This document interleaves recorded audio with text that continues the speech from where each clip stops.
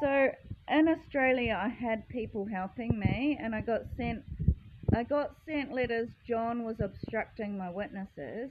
I haven't been able to communicate for almost 7 years, and I just feel that I'm being very shafted by the New Zealand government, and then I got shafted in Australia.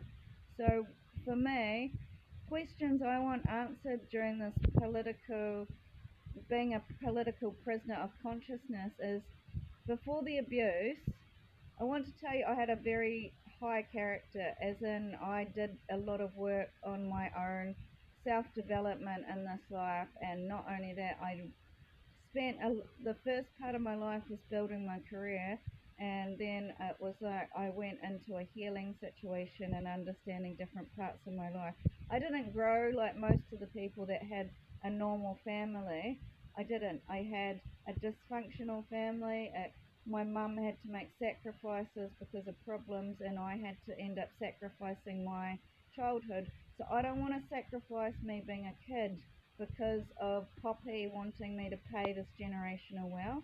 I feel that I'm being abused in this white collar crime for such a long period of time, and she's been like advertising me as mentally ill, and I'm totally innocent.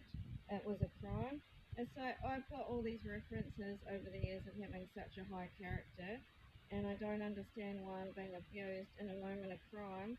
Instead of anybody investigating that crime, nothing got done, which shows me now, through a long period of suffering, that this crime is a white collar crime, and it is at the highest levels of power, this corruption.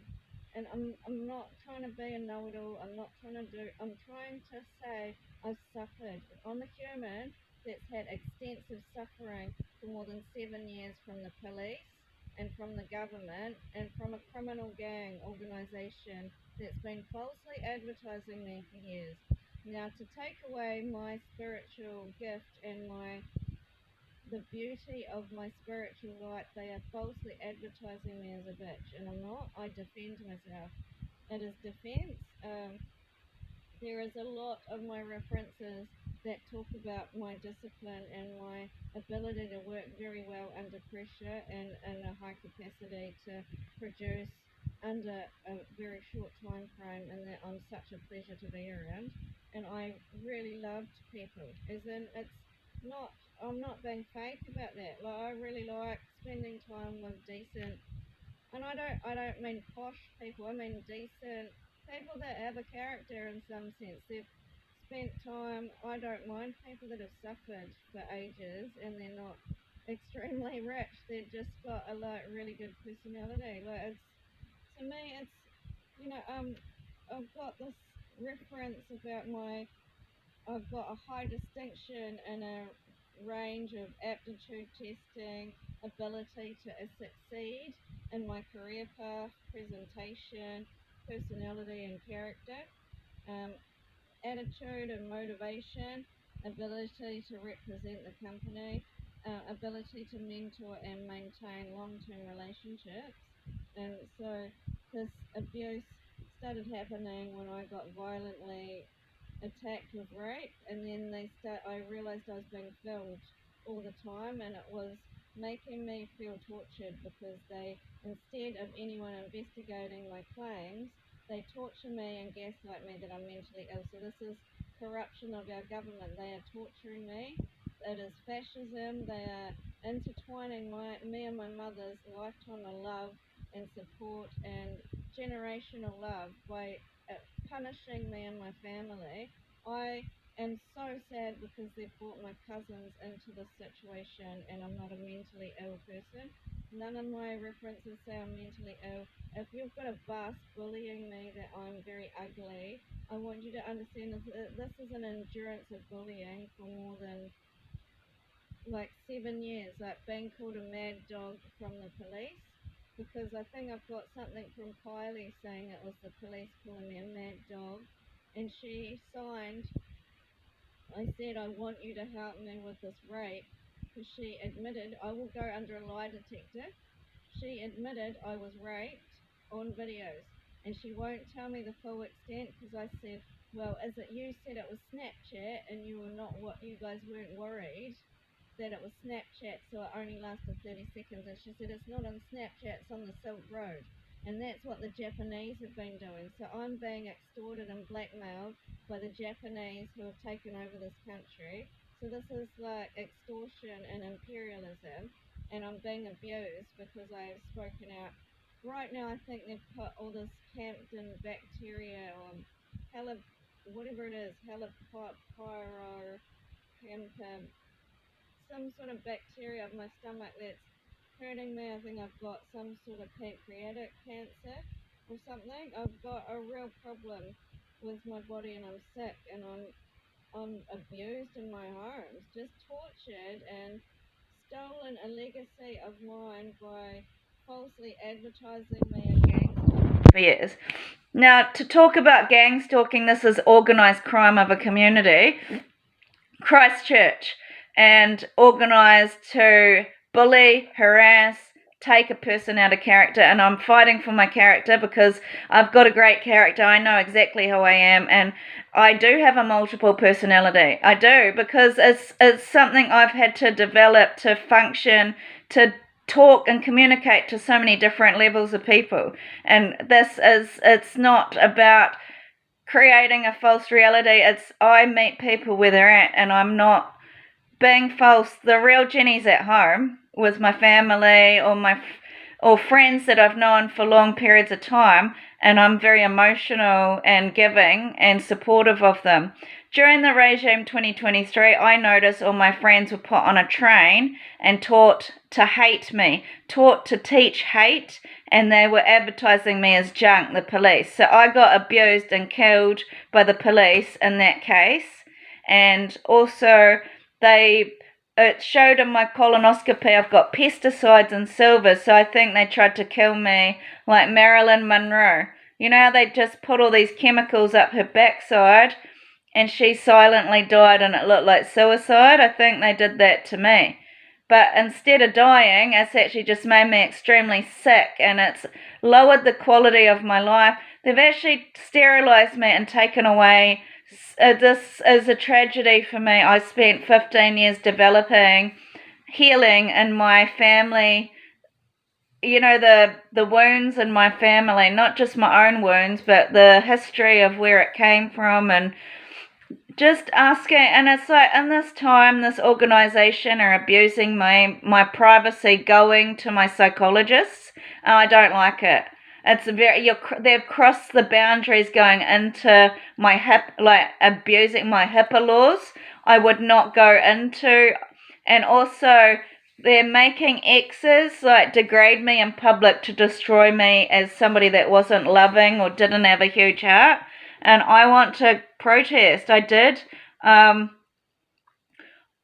I'm a fair person. Like, I can see lots of darkness in people's lives, or people being bad, or people being evil. But overall, I try and trust people's hearts and how they've treated me or how they consider things. And I know it's tricky. Relationships are tricky because, you know, I do believe in God and spirituality, but at the same time, it's like you have to understand people are who they hang around, and people are their daily habits. And I am a loser, but I'm a loser because they've been violent to me. And they didn't just take having a good character, they actually had to violently attack me and my family. They had to violently attack us with violent suppression of sexual rape and victimizing me and my family and causing ethnic cleansing. My family are very peaceful.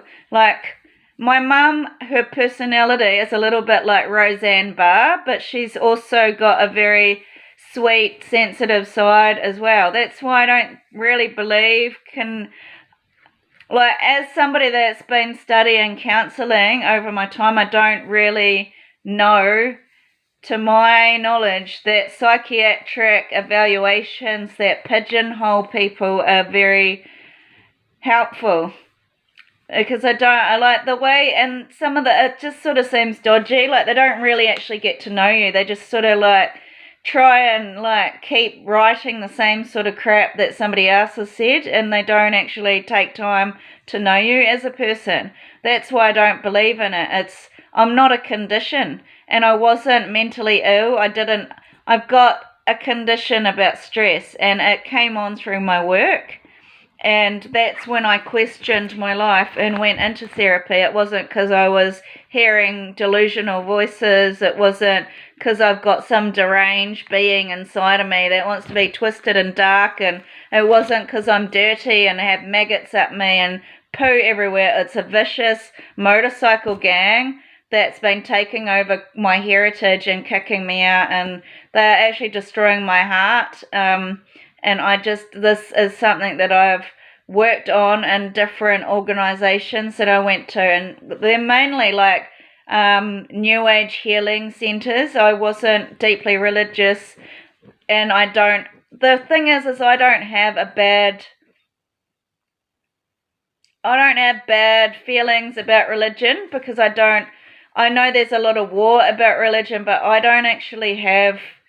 Every time I've gone to church, I've never had any bad experiences, apart from with this Hillary lady who was kind of told that I'm causing problems in the community. So she started like falsely accusing me of being a bad person. Like, I was complaining about the library being racist and saying I'm poor, I look poor, I don't look like I'm anything, I'm just ordinary, look like I'm trash, I don't look like I can do anything. But I was an amazing, beautiful woman, and then I was amazingly achieving, and they've just cut my life short. And then to give me an HIV injection and COVID Pfizer again and again to spike my COVID levels, and then to put ticks in my body in this fiber to make me get instantly sick in my womb to try and not let me have children. I think it's a personal vendetta from somebody in the government.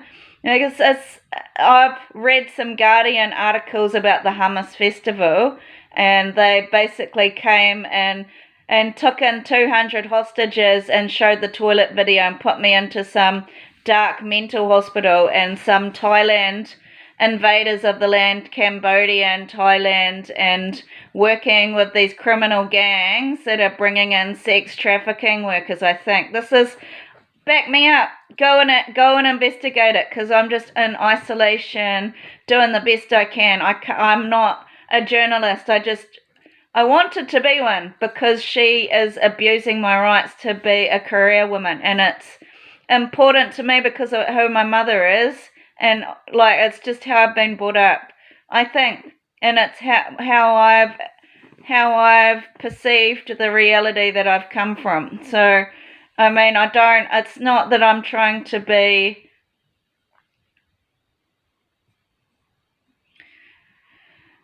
I'm not trying to be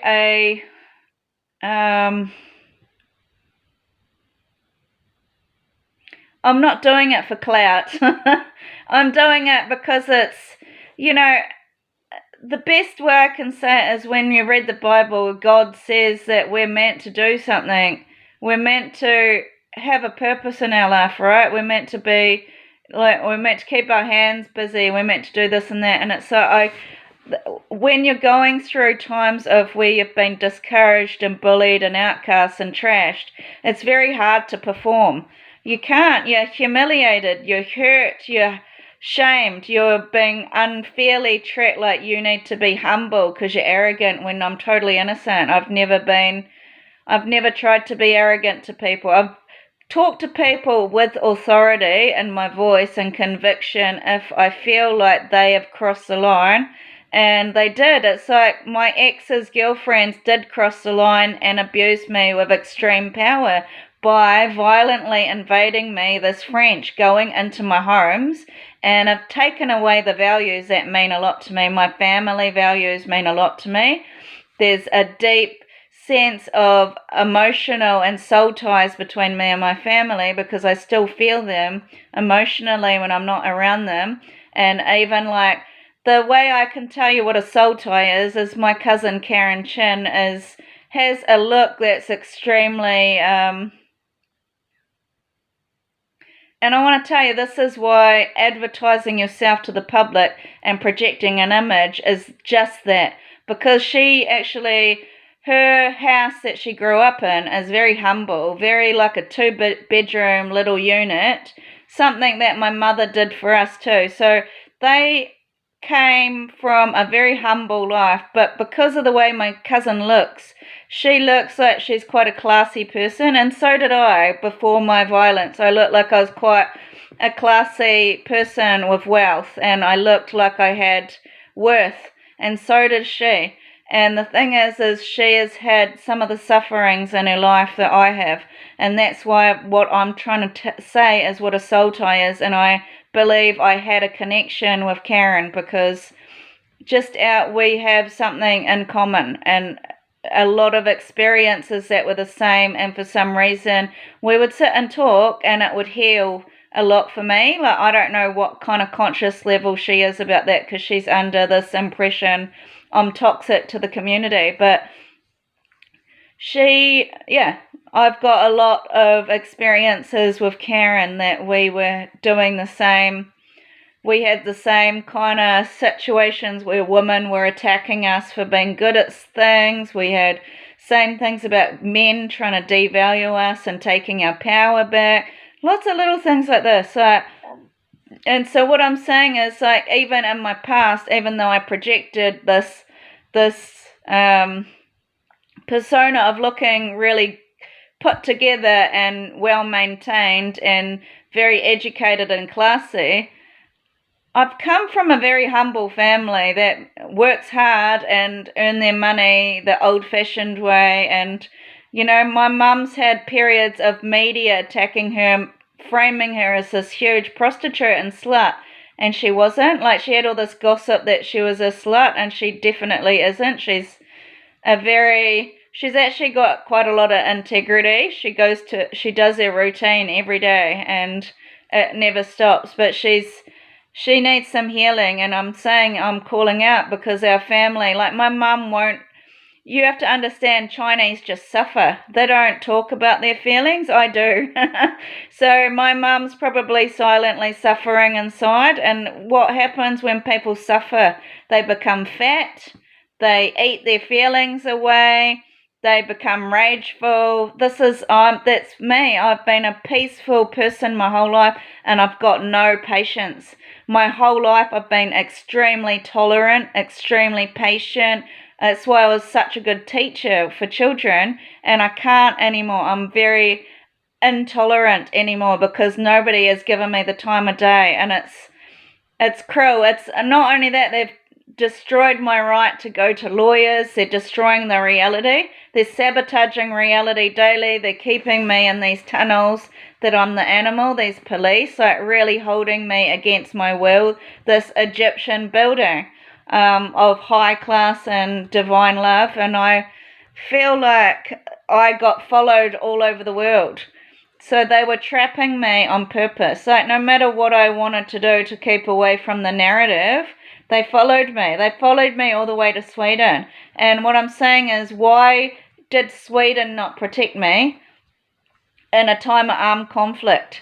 Because it was like they just took over the country and started pushing forward that I was a prostitute in the toilet video, and there was talk of me bashing children or something. So I went out of the country because I couldn't get accommodation, and I was being harassed and abused in all my accommodation. And I still can't get social workers for more than 3 or 4 years, and I'm being blackmailed on the dark internet by very, very rich young kids from Japan who have no idea. And this is what I want to say. They love wrecking lives and they're loving doing all this stuff, but I just don't think these kids are emotionally developed. They're kind of like, I don't know how to explain it. I've